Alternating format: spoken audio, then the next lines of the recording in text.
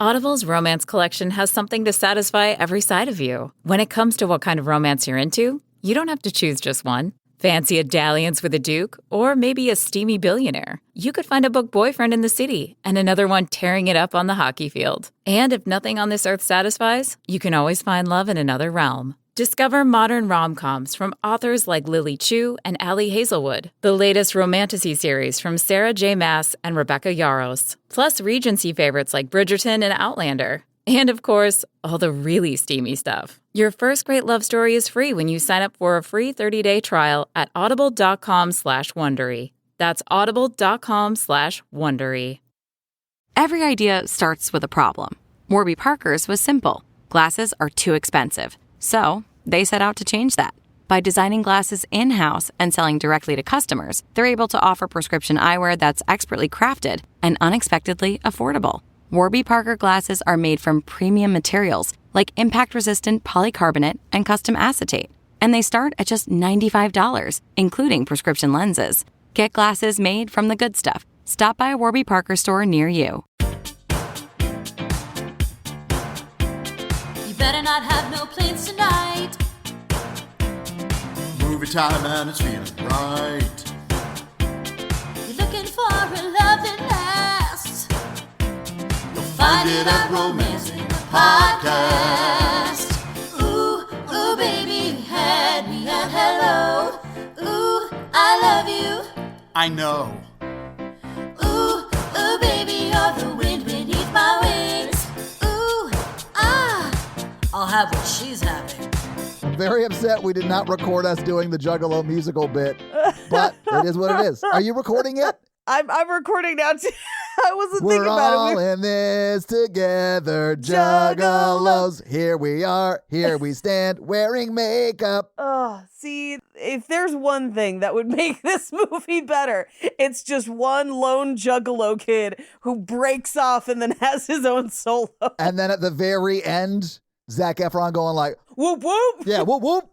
Yeah, run, cat, run. Yeah, it's going to be that kind of recording, McCready. You better run. Thanks for tuning in to Romancing the Pod. You had us at hello. I'm Paige Wesley. And I'm Todd Schlosser. And this week, Paige thankfully made us watch High School Musical. Good Lord. Paige, is this the first time you saw High School Musical? Yes, it was. Yeah, same. It came out when... We were too old. Yeah, I had already graduated. I remember being on school because I had friends, well...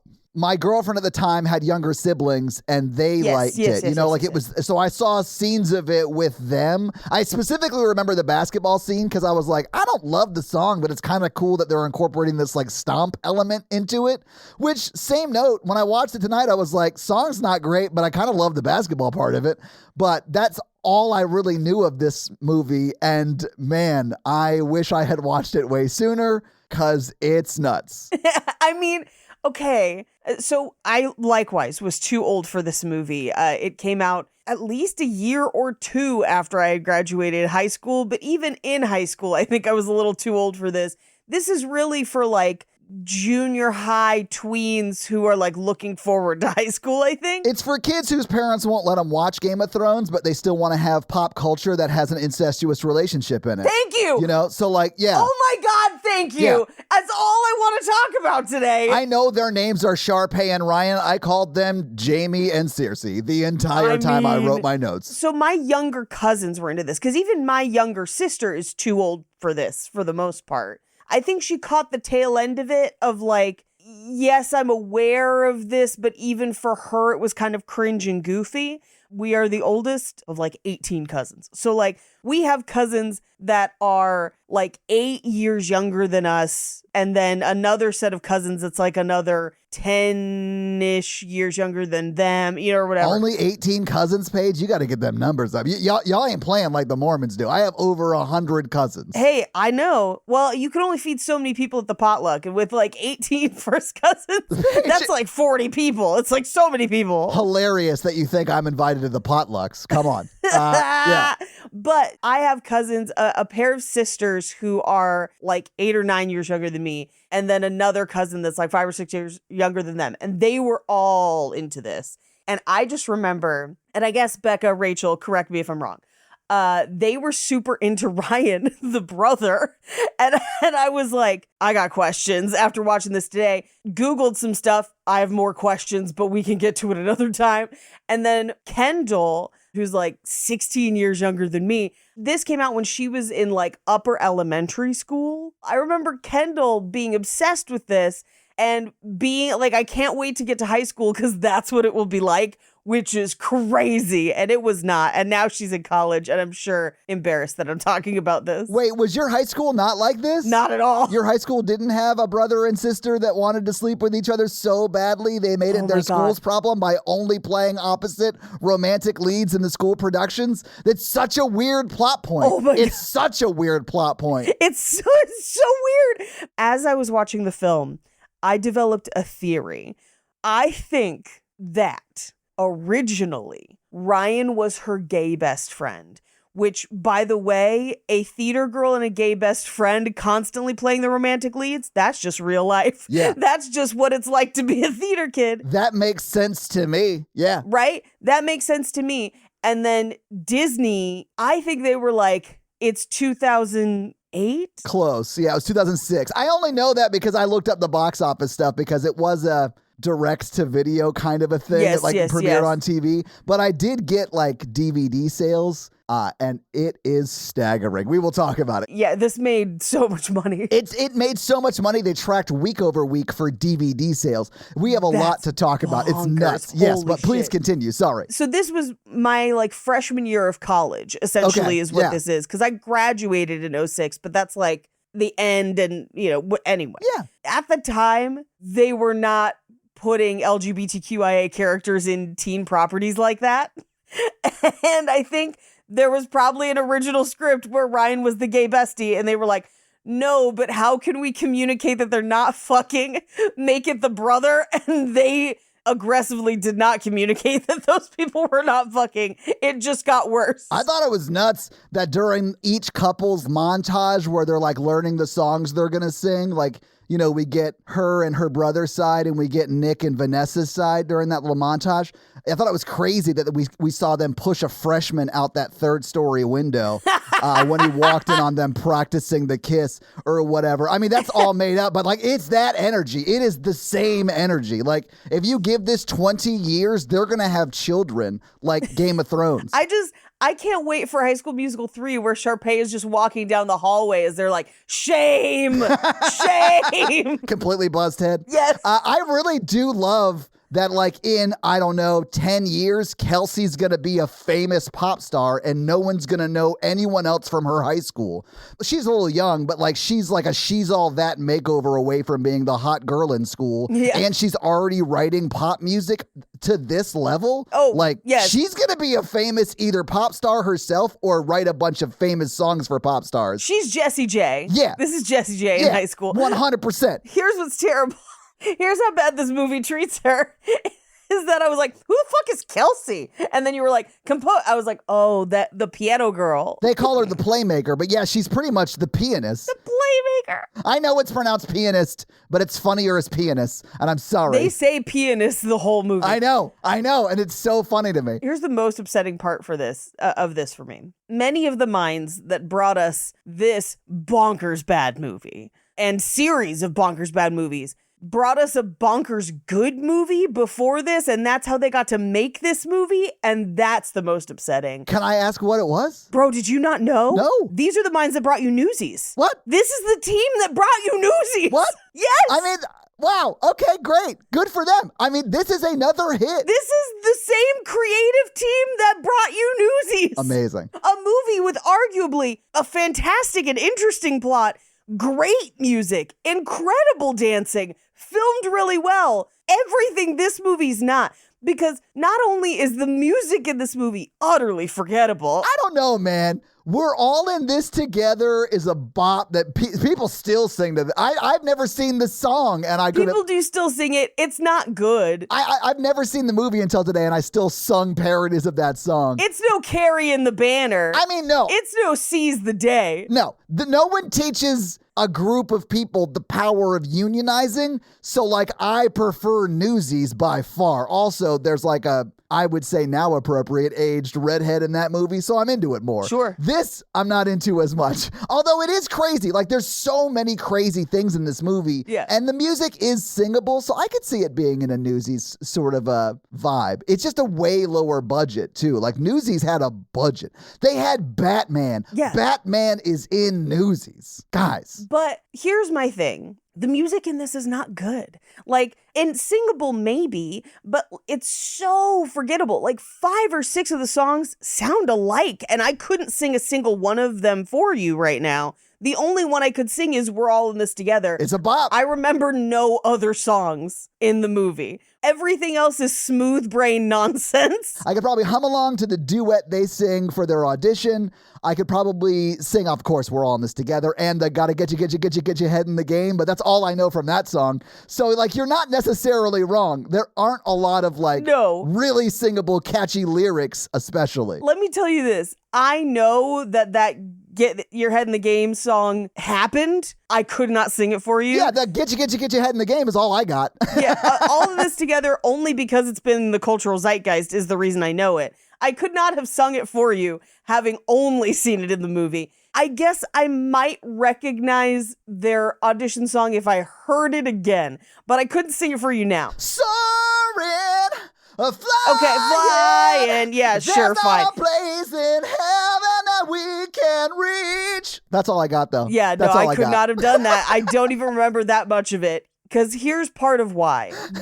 And I hope they get better at this in the sequels. I love that Paige knew I was going to sing when I pushed the mic further away from my face than I normally have it. I was like, because she all knew right. I was going to have to yell those. This is something we talked about with Mamma Mia. Here we go again, Paige. Where the original Mamma Mia is terrible at it, Yeah. and then the second one is really good, but they ran out of good songs.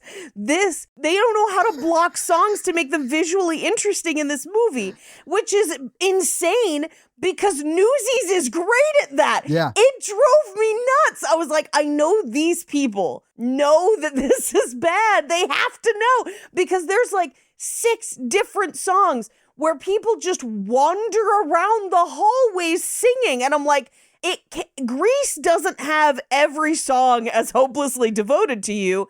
That'd be a boring movie. You get like 1 per character. And that's it. Everything else, you gotta make it visually interesting. This is a movie. And by the way, if you're like, I want to watch a musical about school, watch Grease instead. That's what this movie's aggressively trying and failing to be. I'll say this about Newsies. It's way better. They also had much bigger budget. Newsies' budget was $15 million in 92, which would be roughly almost $35 million today. Sure. The budget for this was $4.2 million, which it was like 20 years ago, almost. It was 19 years ago. Yes. So that's still $6.7 million today. So it's still way less budget. Todd, here's what I will say, though. It costs less to make movies today. Even 20 years ago, it costs less than it did the 20 years before that. That's just real. Secondly, it's not a period piece. That's where a lot of the money goes for Newsies, right? Yeah, I was going to say, they shot all this in like a high school cafeteria, like all of it. In like 3 days, I think. It was fucking nuts. They shot this on the set of Anna and the Apocalypse. Like, it's the same kind of thing. It's like all takes place in that school. People barely change costumes.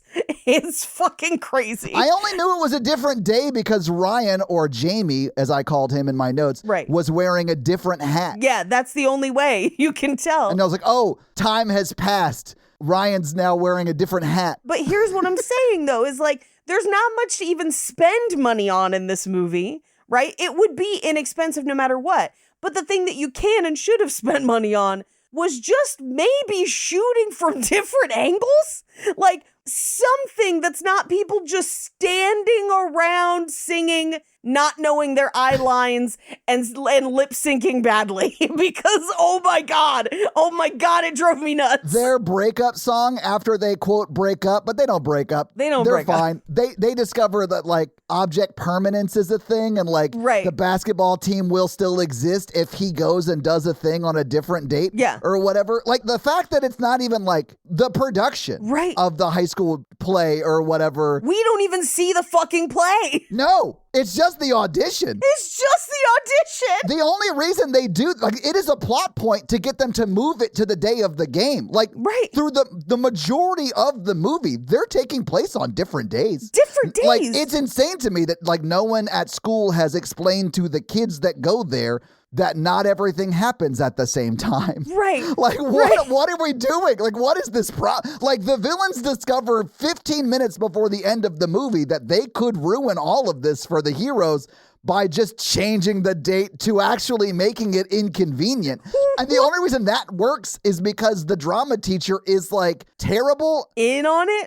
She definitely, like, prefers the incestuous relationship? Yeah, she prefers Jamie and Circe, like, of course. What are you doing? She also behaves like Michael Scott fell asleep watching The Devil Wears Prada the night before and came in being really mean to people. Like, that is the way she acts the entire movie. I mean, she is a piece of work in general. Yeah. But, like, you're absolutely right. And I was struck by musicals are always a little light on story because they have songs that make up their runtime, right? Yeah. This is even lighter, where I was like, they stretched 20 minutes of story into 90 minutes of movie with only 30 minutes of song. How'd they do that? I don't know. Because the whole thing should have been like, oh, I guess I can sing and she can sing. Great. Oh, there's a High School Musical going on? Great. We should rehearse for that. Oh, wait, isn't going to be the same time as basketball? No, it's not. We're good then. That's the end of the movie. No, it's not. Movie over. Close it up. Wrap it up. I mean, it should have been like they go to the same well of like, but what will my friends think about singing? Which, like, I guess, but they go to that well like 6 times. And I'm like, I don't think I cared that much about other students. Yeah, that's the whole movie though, Paige. The whole movie is just them like, well, I was supposed to conform or whatever. And then it's just them learning, like, the importance of being themselves, which I guess, like, I've seen Teen Wolf. Like, I know this beat in a teenage movie. And also, Teen Wolf, yes, would have been better if it was a musical. Oh, man. Teen Wolf on Broadway. Somebody call Michael J. Fox. He could produce it. It'll be great. Woof. I would love it. Actually, controversial take. And Jason Bateman, because he was in Teen Wolf 2. Yes. Hell yeah. Jason, call me. Here's what I'm going to say. Say it. If you're going to watch a teen musical, and as I have recommended, choose Grease instead, then you'll learn the real high school moral of the story, which is change everything about you for the person you like and the songs will be better. Maybe don't watch Grease, or do. I'm not sure that's the right message either. It's up to you. I mean, this didn't make me feel particularly good about myself, so why not Grease? Hashtag Grease. Paige, I have a quick question. Sure. Why does this movie start on New Year's Eve? Oh my God, that is my first question as well, Todd. I screamed at the television. There's no reason for that. There's no reason. And when they come back, Paige, and they're like, the big championship games in 2 weeks, I was like, 2 weeks? I don't know a lot about basketball, and certainly not high school basketball, so forgive me if this is wrong, but like famously, basketball season culminates and ends in a season called March Madness. Right. So I'm pretty sure it does not take place mid-January. Well, and the events of the movie seem to take place over more than 2 weeks, which is crazy. But then also don't, because nothing is happening. I could not fathom why this starts at New Year's Eve, other than to maybe, you know, make the champion game make more sense. But it could just be anything. It could just be the big game. It doesn't need to be state or whatever. Well, it's not even the championship game. It's their first playoff game. It's their first playoff game. There's going to be a championship game, Paige. We don't get to see it. Nor do we get to see the first performance opening night of the play. Right. Because wouldn't it be interesting if, like, maybe opening night and the championship game were on the same night? Right? Right. And those are bigger mechanics that, like, can't be moved because, like, the championship game is probably set by some other organization outside of the school and all that stuff. And it's probably somewhere else. Yeah, exactly. Right? As opposed to being in the same building. Paige, can you believe how shocked I was when East High School was playing West High School oh my God, in the finals? What? Paige, the odds. What are the odds that at this state championship game, it's only just the East and West version of this city playing? How terrible is New Mexico at basketball that Zac Efron's the star? Like, I'm so glad you bring up New Mexico, Todd, because that was the main clue that this is the same creative team that brought you Newsies. Oh, Santa Fe. Yeah. Are you there? Do you swear You won't forget me.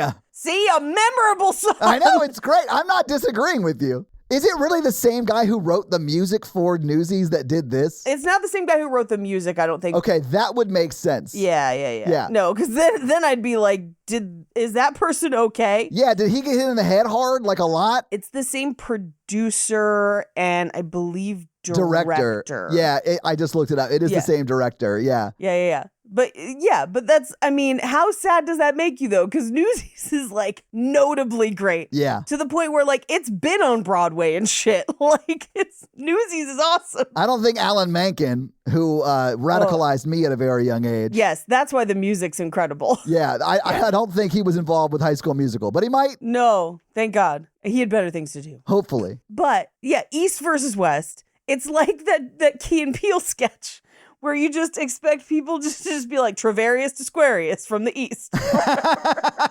Hingle McCringleberry. Joseph Swan, Brigham Young University. Brigham Young University. That's my favorite one, when it's just like the whitest name you could say. It's Dan Smith. Yeah, Dan Smith, Brigham Young University. I was like, damn, that's so true. But yeah, New Year's. I was like, why New Year's?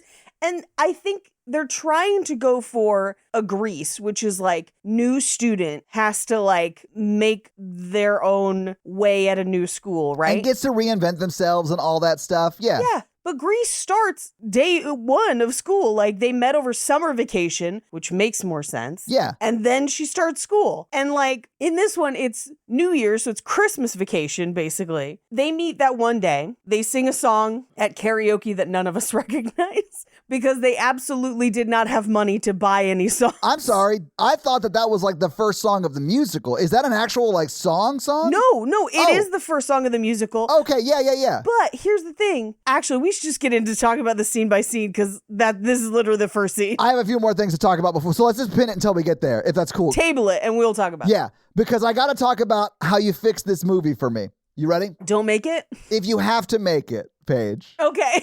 Because I don't necessarily disagree with what you just said. I'm just saying, here's how you fix the movie for me. And that is his dad, who is the coach. Yes. That's his stepdad. Oh, interesting. Okay. And here's how it fixes it. And I'm going to have to walk you through all of it, Paige, okay? Let's go. So, he doesn't want to play basketball, but he feels like he's sort of pressured by his stepdad to play basketball because his dad's like all the same beats, right? Right. But at the end, we do get the performance of the musical, right? Right. And we see his real dad walk in. Oh. And his real dad is Michael Bolton. What? I mean, his last name is Bolton in the movie. Why wouldn't it be Michael Bolton? And it would 100%, Michael Bolton would do that. It would also give us this beat where the whole movie, Zac Efron's calling his stepdad coach. Yeah. And then in the locker room scene when he's like, hey man, I really just want you to have a good time. That's the first time he calls him dad, Paige. Calls him dad. Come on. Whoo. Here's how you fix this movie for me. You start it at the first day of school, for starters. Sure, yeah. The fact that you're not is crazy. We go longer. It's not just 2 weeks. It is them both truly grappling with everyone's perception of what they should be versus what they want to be in the school play. And we actually see the school play. Now, the other thing, I have some questions about our own theater experiences as we get further into this because I think they are worth discussing. Bold of you to have assumed that I did anything with theater in high school. Hilarious. Hilarious.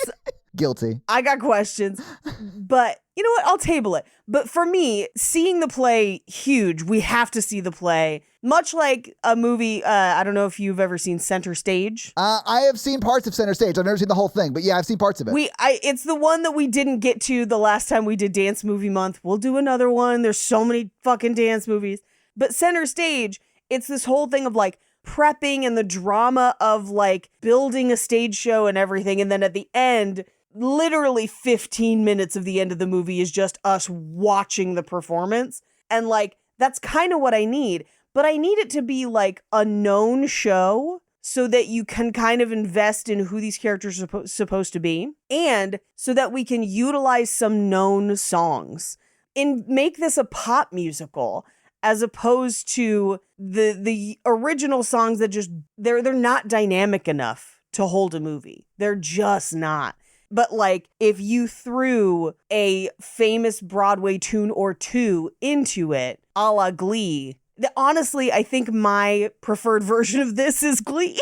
Because then at least you recognize the songs and you're like, this is kind of good. All right. And they started at the first day of school in Glee, I think. Yeah, that's fair. Yeah. Are teachers allowed to just like walk into locker rooms? Are like lady teachers allowed to like bust up into boy locker rooms or vice versa? No. Because the drama teacher just does that like Porky style halfway through this movie. Yeah. Multiple times. No, at my school, we had PE teachers of different genders. Same. So that if there was a problem in one locker room, the corresponding teacher would respond regardless of whose class you were actually in. Right. Yeah. Also, I was a little sad that the school couldn't afford like a desk for their drama teacher. Oh yeah, she has no desk. All they could afford was a 6 by 6 foot riser that's like 3 feet off the floor, and like a throne for her, and then more curtains than I own in my entire house hung up behind her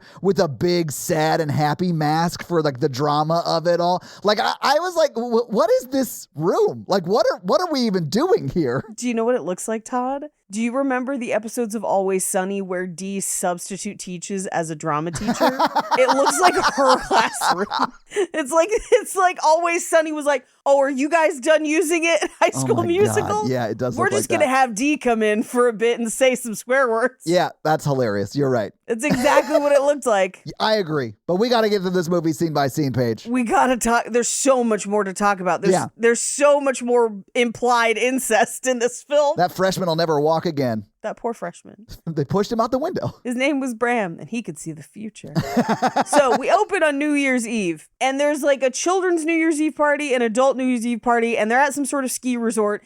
And all of this is too much exposition for the opening scene of a movie. There's no reason for this to be this way. There's literally too much going on 20 minutes before midnight at this vacation ski resort. Like Zac Efron and his stepdad, or dad, I guess real dad. Yeah, real dad. Because Michael Bolton's not in this movie. And his real dad are playing basketball in what looks like a bar studio. Yeah. With like a basketball hoop just set up. Yeah. What? It's 11:40, sir. Yeah. What are you doing? I have in my notes that his dad is hot in a, Your Honor, boys will be boys and my son has his whole life ahead of him kind of way. You think he went to like a Duke University? Like that kind of vibe? He's got a real TJ Maxx khakis sort of vibe. But because he's the only adult, the only person I can have any sort of attraction to in this film. Yeah, because they're like sophomores in this movie, right? They're children. Yeah. Full children. Anyway, even in my notes, I just have, what a weird way to start a movie. Yeah, it's incredibly weird. Yeah. Because Zac Efron's mom comes in and she's like, hey, it's like New Year's Eve and you're playing basketball with our son. That's weird. Please join me, your wife, on New Year's Eve. We never see that woman again. It doesn't seem like their relationship is great if he is rather like playing basketball with his son than spending time with his wife on New Year's Eve. Like this close to New Year's Eve. Yes. And okay, here's why I think they set this on New Year's Eve, and it's a problem for the entire rest of the movie. They seem to only want to have musical outbursts in times where there would justifiably be music. And that's not how musicals do, right? Because Summer Lovin', the song at the beginning of Grease, is literally just people telling people what they did over the summer. But because it's a musical, it's a song. Yeah, tell me more. Like, yeah. But in this movie, half the songs are auditions, or this, where they kind of get like voluntold to do karaoke. Yeah, this is just forced karaoke. Yeah, the only ones that are not like happening in the world in a place where music would already happen is like the cafeteria song, the basketball song, and her solo. Everything else is like in the world music. And I was like, does this movie not understand that for musicals, songs take place where words are not enough? Right. Songs take place to tell story. Well, not even just to tell story, to emote. It's almost like the emotion of the moment and the things that you're feeling are heightened to the point that you are singing and dancing. Yeah. And that's where those songs take place, right?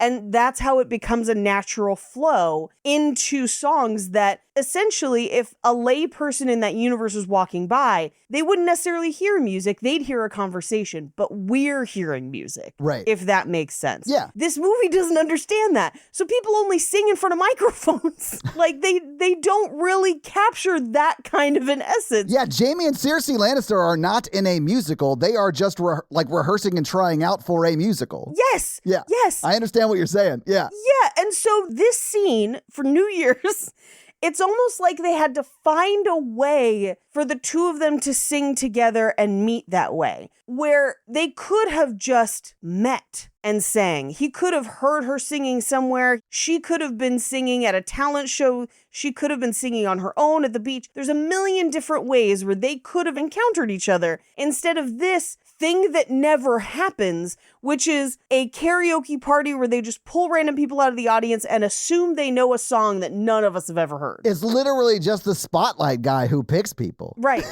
Right. No one would go to that. No one's going to go to a karaoke party where you're forced to sing songs no one's ever heard. I mean, and here's the thing, Todd, if it was at any time you could be called on to do karaoke, but it's songs everyone knows, so it's like just the hits where it's like, oh, yeah, we're only doing Sweet Caroline and all of Beyonce's catalog. And you're like, got it.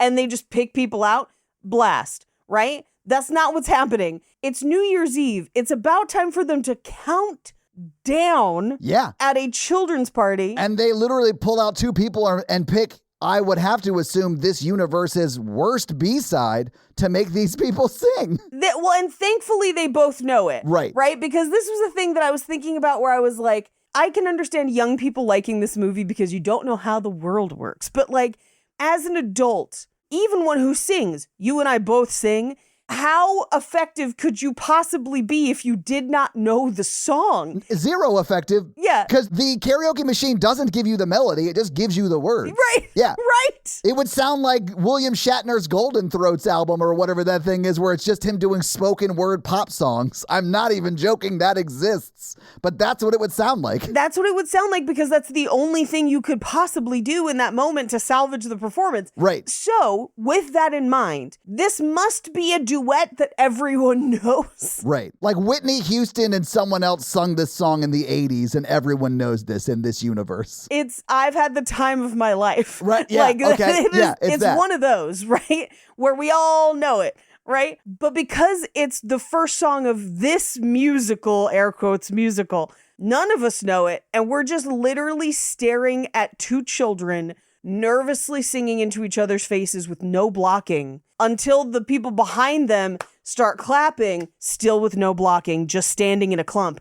And that's what it is for 3.5 minutes. It's like watching your friends do a karaoke duet. That's what it's like. Yes. Yeah. Yeah, except it's not your friends, we're not drunk, and we're not cheering. And we don't know the song. And we don't know the song. Yeah. This would have been a great place to just, even if the rest of the musical is not going to be known songs, if it's karaoke in the world, make it a known song. Be like, you guys both have to sing this one song we all know, and hey, you guys could sing, that's so fun, and then the rest of the musical goes on. Or don't make it this weird, contrived way for them to meet. Paige, I have been putting a lot of thought into something that I have never told anybody aloud, and I will tell you right now. I want to write a musical using nothing but the Darkness songs and Foxy Shazam songs. And I've already thought out the first one is going to be Everybody Have a Good Time by the Darkness. Cool, I don't know that song. I know, but it's like, it's very singable and it's all about like everyone, we're just here to like have a good time or whatever, you know? Sure. And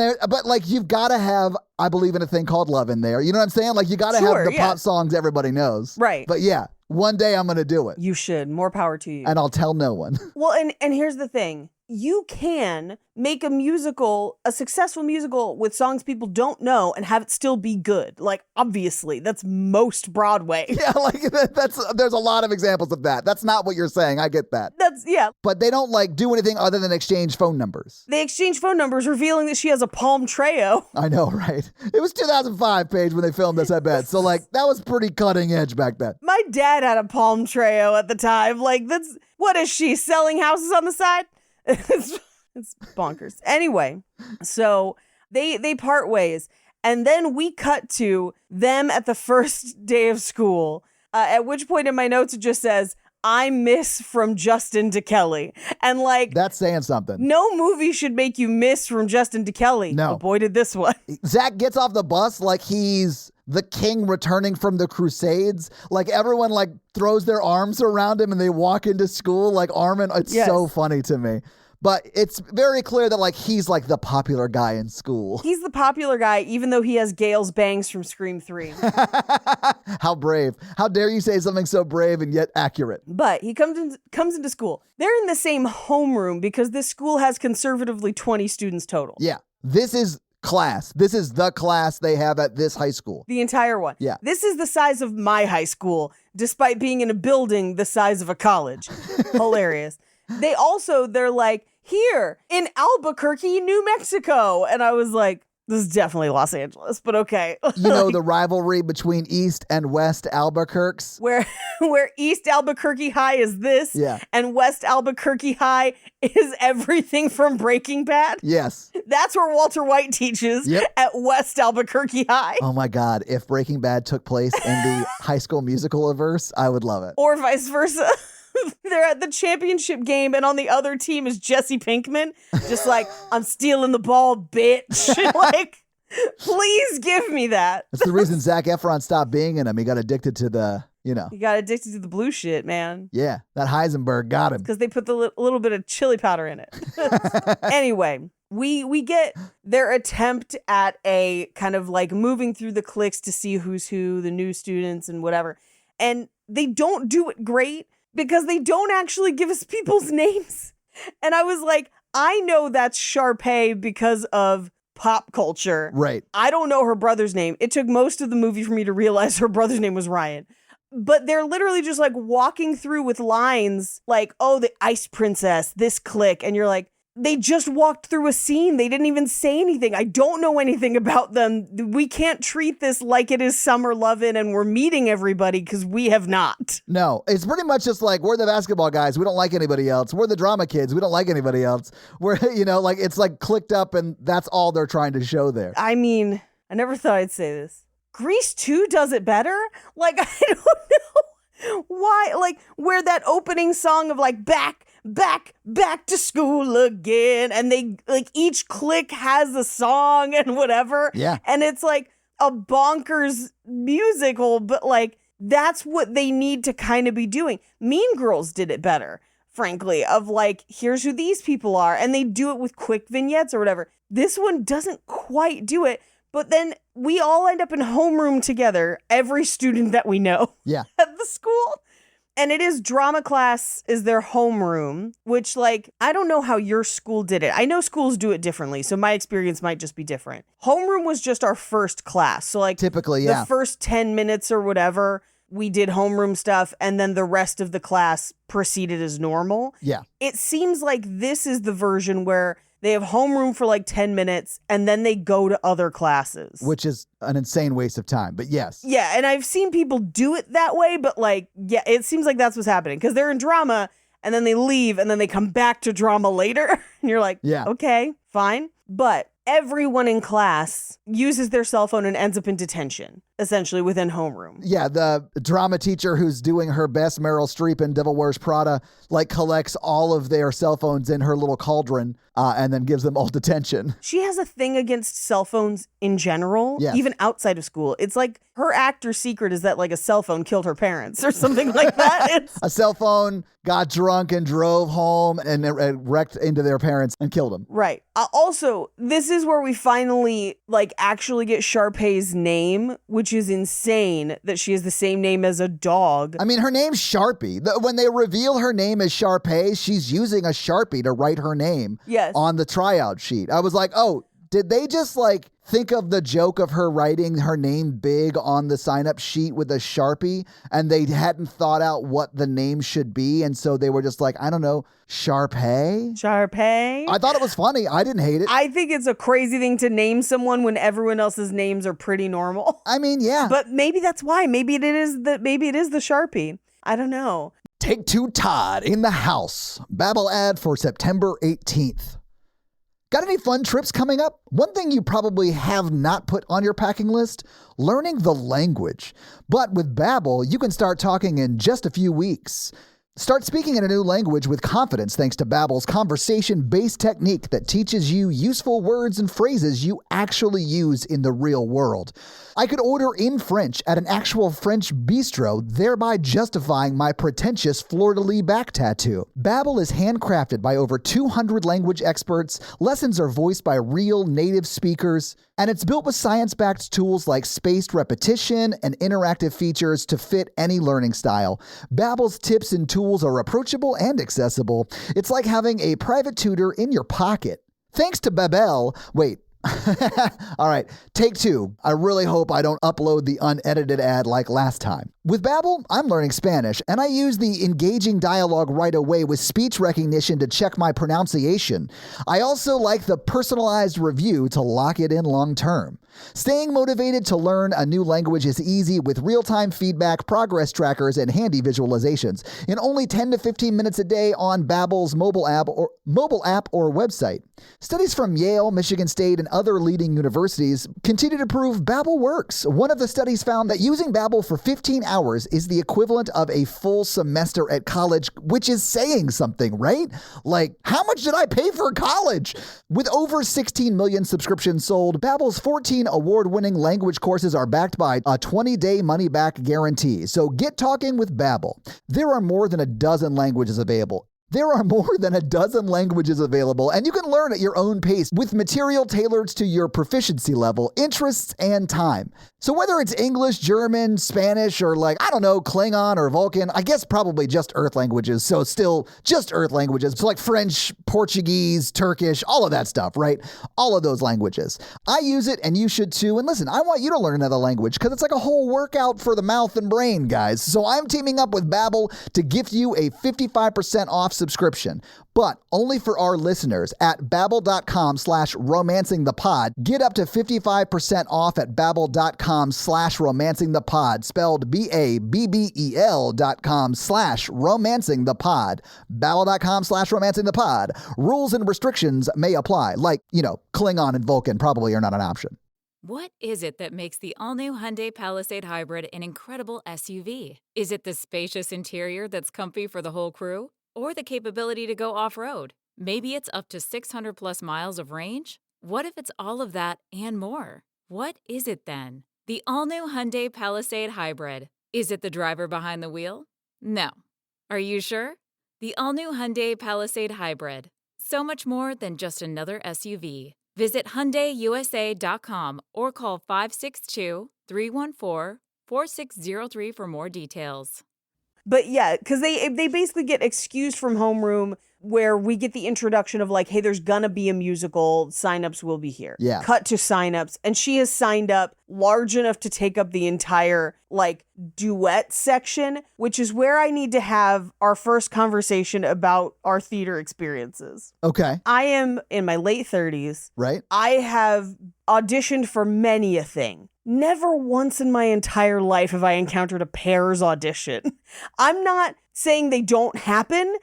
And I know I'm familiar with the idea of like having a scene partner. Never once have I encountered a situation in which two people would audition together for the romantic leads, as opposed to everyone auditioning and then just choosing the romantic leads. Right. Todd, has your experience been different? No, not at all. But you will see like people will audition separately and then they'll like put groupings together to see which group will work better. So like you definitely would have had the drama teacher being like, I don't know, let's have Sharpay and Zac Efron do a song together and see what it's like. Right, but not before they've auditioned, right? Right. No, yeah, absolutely. Yeah. They would all audition separately, or at least that's the way it typically was in my experience. Yeah. Yeah. When they were like, for pairs auditions, I was like, fuck the what? Yeah.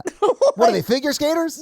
Yes, like figure skaters, Todd. And I realize Ryan dresses like he's a figure skater the whole time. Absolutely. But he's not. He's not. I feel like it's so he can dance easier in the pants. But like, if this was a more coherently written film, they would all audition individually. And it would have probably been something like, he got in trouble and as extra credit or something has to audition. So he's like forced to and then finds out he's good at it, right? Yeah. And then she needs extracurriculars to get into college because her math genius stuff isn't enough. So she auditions, and then they get paired together, and it's enemies to lovers, and then they end up together and then do the musical together. That's what it should be in a movie that is written in a way that makes sense. The idea of like inventing pairs auditions, and I'm sure someone's going to message us and be like, actually, that's how we did it at my school. Cool. That's cool. Yeah. Anyway, that's how this school is doing it. I guess grab someone you already have chemistry with, audition together, and then they will cast the pair as opposed to just choosing who they want to be together. And it's important to note within this movie,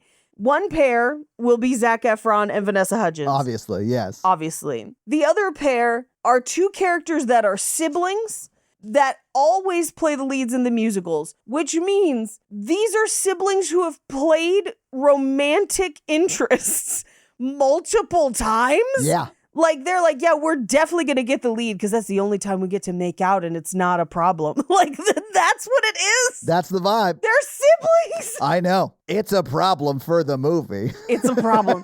I know that theater runs in families. I get it. It does. Like, hey, I'm a theater sibling. I have a theater sibling. I get it. You know who they don't usually cast together? Fucking siblings. Because usually you can tell. Yeah. Because they use more tongue. Oh, I don't know about this movie.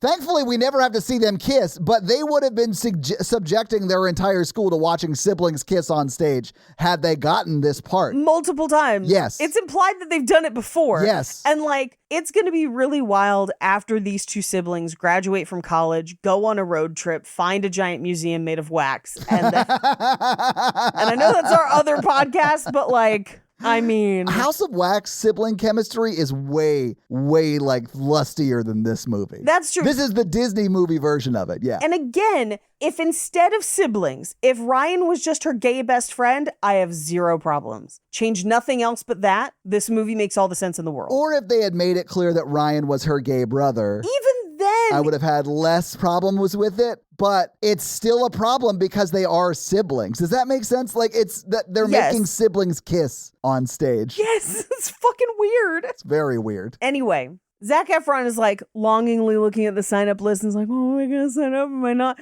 And then his basketball friends come up and are like, you're not thinking of signing up for the play?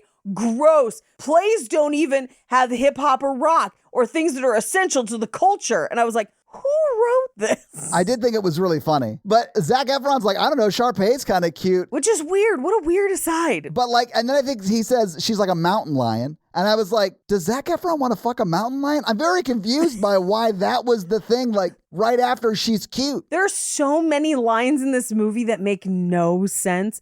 But I think it's just because Sharpay keeps getting caught on trail cams. Cut it together for my reel. I'm moving to Hollywood after high school.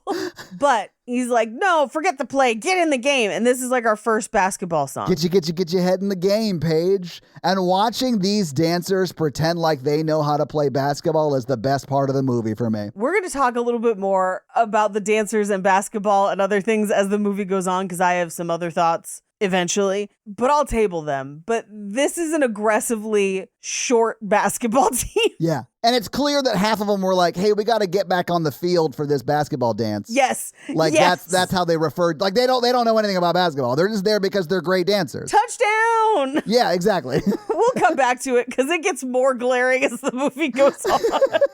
Anyway, this is essentially Katie meeting Kevin G, aka the girl that runs the academic decathlon, where she's like, we'd love to have you on our team. If we get a girl, we can get jackets. Like that kind of interaction. And she's like, what do you know about Troy, the hot guy? And she's like, only cheerleaders are into that. So like, I don't know. You seem too smart for that. Ha ha ha. And I was like, you seem too smart to be into a handsome person your age. Right? That just didn't seem logical at all to me. Yeah, okay, I get that like he might only date cheerleaders because he's also a douche because he's 15 or whatever. But like, I get why she would be into Zac Efron. Right? He's the best actor in this movie by far. Oh my God, so much. Vanessa Hudgens has gotten way better with age. I will give her that.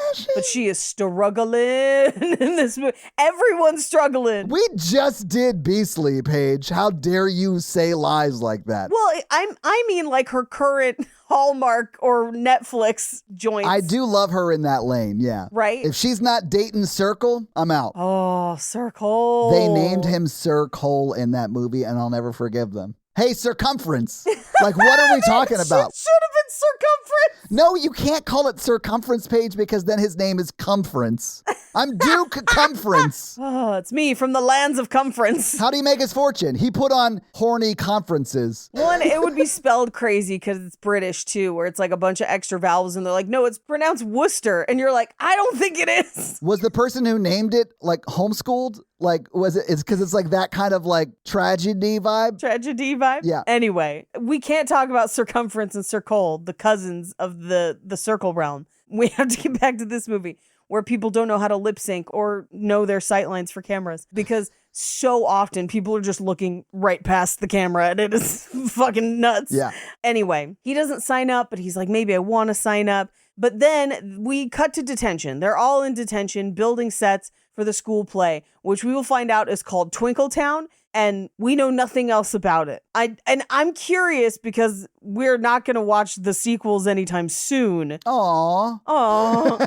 If in the sequels it's the same school year and we see the play, or if it's just the next year or the year after. Oh my God. What if we did get like the Michael Bolton moment and the like actual championship game? I would love it. Yeah, here for that. Maybe, but I think it's going to be more like a Before Sunrise kind of a joint where it's like, it's a cow and it's political and we just never get to see it. That's the only play I want to see, honestly, is that play from that movie that we never get. Right? Never get. But what we do get is Troy's dad, the coach. This is also the first time we've revealed that Troy's dad is the basketball coach. Yeah. Because we met him once, but now it's like he's the coach. He busts in and basically breaks them out of detention. Yeah. I mean, because he's their coach. He's like, hey, you can do detention after practice, but we got to practice. Right. Which I saw teachers do this kind of shit, like, and coaches, like, going back and forth about this kind of stuff all the time when I was in high school. All the time. But you know what I didn't see is the drama teacher pronouncing it musical. Like they're in fucking Music Man or something.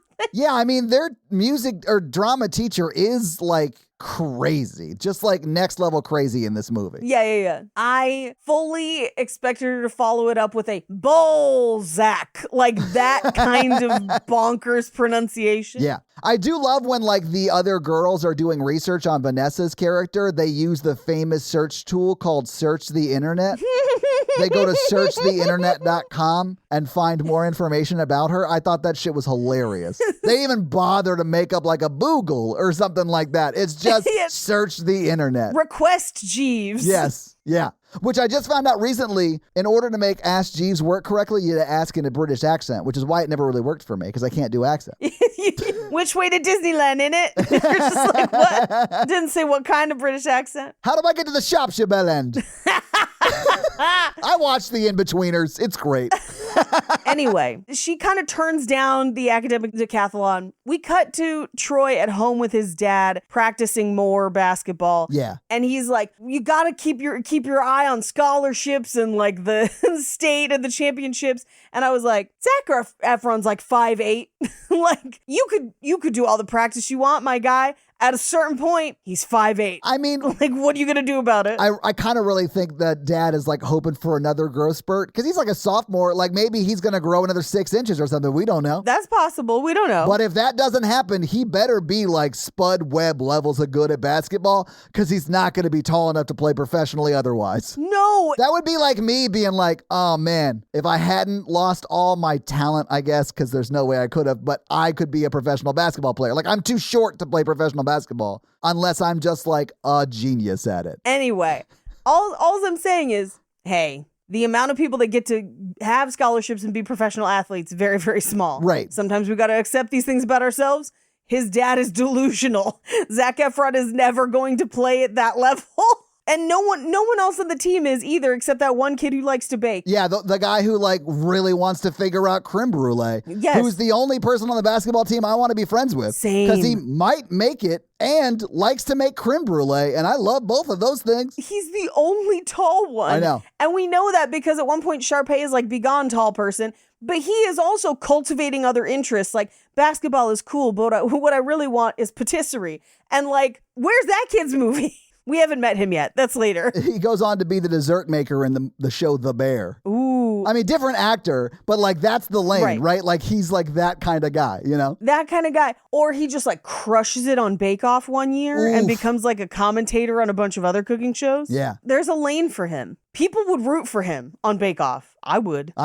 Anyway, his dad is like, focus on the basketball. That's where the money is. It's not, but whatever. Right. We cut to the next day where he like sneaks around and like ditches people to get to the audition, where Vanessa Hudgens also kind of like slipped and dipped to the audition. And we watch other people's painful auditions. So at this point, I would love for us to talk about our audition experiences. What's the worst audition you've ever seen or the best? And what was your audition song, like your go-to audition song? So, full disclosure, I was never in any high school productions. I was in the ensemble. Like, I would play in them. Like, I played steel drums and Once on This Island and like orchestra? Yeah, I was in the orchestra because our drama department would not let you audition for the stage plays unless you took drama as an elective, and I didn't have the option for that because I took band and choir all 4 years. Right. So I was never able to actually try out for one. And honestly, had I been able to try out for one, I would have been like ensemble. Like I would have been in the court. Like we had some pretty good people, right? Yeah. So like I would have been middle of the road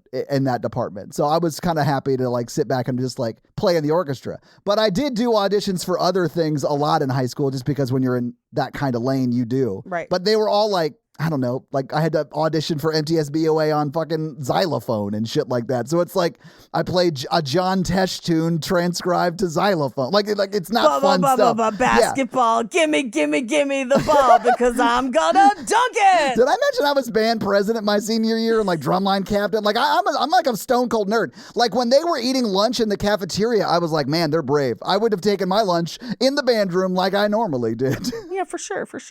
Yeah. So while I was in high school, I was doing plays in high school. Yeah. But we didn't do musicals for a couple of reasons. A, because our high school didn't dance. That's right. It's Christian private school. That's right. Right. Yeah, musicals are way more expensive. That was actually probably the bigger reason, is because musicals are expensive to license. And we had a very small stage and not a huge drama department. So casting a musical was almost impossible because even amongst the kids who did drama, not a lot of them sang. So like it would have been a difficult task. Yeah. So we didn't do musicals. We just did regular plays. And then my sister and I did community theater a couple different times, a couple different places, but mostly in high school through our local church that had a full professional theater department. Like flying sets, whole nine. Your sets could fly? The one like where we had rafters where you could move scrims Oh, and like gotcha. Yeah. a full professional theater. Yeah. This is the one where like when we were in Singing in the Rain, they made the Chinese theater that flipped around, that turned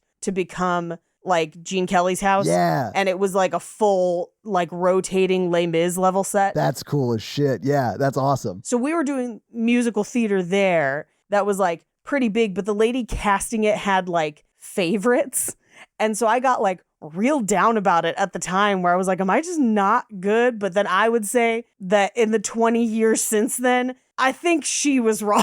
I mean, that's the way the industry works too. Like, yeah, people work with people they like. Right. And it doesn't mean you're not good. It's just they like someone Right. more. And that's their like personal preference, man. Right. It just sucks that that person is the linchpin to like booking this one Yes. specific job. But the reason you can still find success is because they are not the be all end all casting director, you know? So like, exactly. yeah, that's not uncommon though, but it does suck. And I'm sorry you had to deal with that. Oh, no. But the reason I bring that up is because one of the best auditions I've ever seen was for, and I think it was after Singing in the Rain. I don't honestly remember what play it was for, but it was for a girl who had like pretty bad acne and not a ton of just like charisma on her own. But she like walked up and sang Far From the Home I Love from Fiddler on the Roof. Yeah. Which is like a devastatingly sad song. And this girl fucking crushed it. Like, nailed it so hard that like sitting and watching it, I was like, give that girl like, I'll leave. Like, I don't need to be here. Like, give it to her. She fucking crushed it. Like, that's one of the best things I've ever seen. And then that girl ended up in the chorus next to me. And I was like, oh, this was not a meritocracy. No, it's not. This was not a meritocracy at all. In fact, the person who got her role didn't even audition. The casting director just picked somebody that they had worked with before, didn't make them come in and audition. That girl did not do as good of a job. Absolutely. But like, I don't think I've ever seen auditions as bad as the ones in this movie. I know they happen. I've never seen them this bad in person. The only place I've seen it was when I did America's Got Talent. I saw stuff this bad, but yeah. Because America's Got Talent like builds people up like that to humiliate them on purpose. Yes. Because that's what the American people want to see, I guess, which is really sad and gross. I never really watched those shows because of it. Like, it just made me feel bad for everyone involved. Yeah. But people normally in like a high school musical or like college or like local community, like they know if they can do it or not. It's just a matter of like, am I good enough to do it at that level? So like the worst I've ever seen at like an audition is just someone who like you would see it doing karaoke. And even at karaoke, you'd be like, oh, they're not bad. That's like the worst I saw. Right. And obviously the best you see are like the people who are really good at it, just like next level talents. Who are like meant to do this. Yeah. I would say the other part of auditions that people don't always think about is something that they do display in this movie where like there's an accompanist playing your sheet music and it's not necessarily the person you've practiced with. Right. In this situation, it's the lady who wrote all the music for it though. Like it's the student that wrote all the music. Yeah. Right. And so like, occasionally it takes you a second to like get into it with the accompanist and like find your footing or whatever. Yeah. So that can sometimes happen. But yeah, it's very rare that I've seen someone be terrible at an audition because most of the time, if you're not a great singer, you're not there. Yeah, you wouldn't be doing this to yourself because it is an inherently embarrassing thing. Like you're standing on stage in front of people who were there just to judge you. Right. Like you are not going to do that unless you think there's a chance you could get it. Right. And like, my next question, but based on what you told me moments ago, you might not have an answer for this. Did you have an audition song? No. I mean, I would play something different every year because it was required. Sure. So I used to sing Little Mermaid for a while, and then I would sing from Grease, Stockard Channing's song. That's the worst thing I could do. Okay. And then when I got to college, I would sing Take Me or Leave Me from Rent. And that was the one that got me the most parts, honestly. It's a good song. Great song. Yeah. But yeah, so like this is rough to sit through. I'm sure this does happen. It's just not in my experience as much. Yeah. And usually not everyone's singing the same song. You usually bring your own song to showcase your voice. Yeah. And this one are villains, maybe? I don't know if they're really villains, but Cersei and Jaime Lannister come out. Right. And they're like, we rewrote the song, same lyrics and it's like beat and stuff, but we like sped it up. We're going to play this tape and sing to this. And then they do their version. We're going to pull that thing you do and speed it up. Yeah. Yeah. Their version isn't bad, though. I didn't hate it. Their version's not bad. It's all right. But of course, they finish it and they've like pop starred it. It's still weird because they're siblings. Oh, yeah. No, it's terribly weird. It's also weird that when the person who wrote the song came over and was like, oh, I envisioned it a little bit slower. They're like, shut up, nerd. Like in her face. Yeah. Sharpay is really mean to this girl specifically. Well, she's learning it from the best because her drama teacher right before that, two people do the song as an interpretive dance and said, go see a counselor. I did think that was funny. That was crazy. Yeah. Anyway, Zac Efron and Vanessa Hudgens are there. They decide to audition. They have to audition together because individual auditions are over. It's only pairs. Again, not a thing, really. No, but that's why Zac is like, okay, I'll sing. It's fine. We'll do it. I'll do it. Yeah. They sing. Or rather, she's not going to let them audition because she's kind of a bitch. And then she leaves, air quotes. They sing with the composer, the accompanist, and they sing it her way, how it's supposed to sound. And of course, she was listening. The drama teacher was listening and is like, all right, you can give them a song from the second act. You can come to callbacks. And then we cut to Sharpay finding out that she has to do callbacks. And all of the football guys seeing that callbacks are going to happen and that Zac Efron is one of them. And this song is so crazy. This next song that ensues is, first of all, how we find out that one guy is going to be a future Bake Off champion. Yeah. But it's all of them like, here's my secret, but no, like, go with the flow, go with the status quo. And it's not a good song. It's just not great. This song is the opposite of Let It Go from Frozen, if that makes sense. Correct. It's like, here's what makes me unique and special, and everyone else being like, don't be that. Good God. How dare you play the cello, you fucking weirdo. Like, it's like that kind of stuff. Okay, but the cello, when he's like, this is my secret, and he mimes a cello, and the guy next to him is like, oh, saw? And I was like, worth it. Worth it for that bonkers reaction. He starts playing the cello, and we hear a guitar solo, and I was like, that's not the way cellos sound. Like, it's Yo-Yo Ma, not Yo-Yo Les Paul. Like, that's not at all how that sounds. So, in this section, we have to get to the rabbit hole I fell down. Okay. Because a girl stands up and sings, and I saw her, and I was like, how do I know her? How do I know this girl? I've seen this girl before. It's Ashley Tisdale, Paige. No, but I mean, I have seen her before. No, this woman's name is Casey Stroh. And I know because I Googled it, because I was like, who the fuck is it? And in my mind, I was like, have I met this woman at a plus size event? Like, because she's the one plus size person at school. Yes. And it's because she can sing. That's clearly why she's there. And so I'm watching her and I'm like, I know I've seen this girl. It's wrecking my head. I'm like looking through Google, all the like movies and stuff she's been in. And I'm like, I haven't seen any of these. How do I know her? And then I see one entry that says The League from 2009, just a few years after these movies. Oh my God. And that's why I sent you the clip. Yes. Because she plays Ruxin's high school ex-girlfriend in the high school reunion episode of The League. So is Ruxin in this movie in the background somewhere? Somewhere. He goes to this school. Right. Toros. And admittedly, that episode of The League does not treat her or fat people kindly at all. Of course not. But I do love that her character in that episode basically is like, yes, Ruxin was into plus size women in high school and is like hiding it, trying to hide it. And she's like, I don't need this shit. And like walks off and leaves. Yeah. And that's great. I'm like, you're right, girl. You don't. You grew up gorgeously. She grew up into a beautiful lady.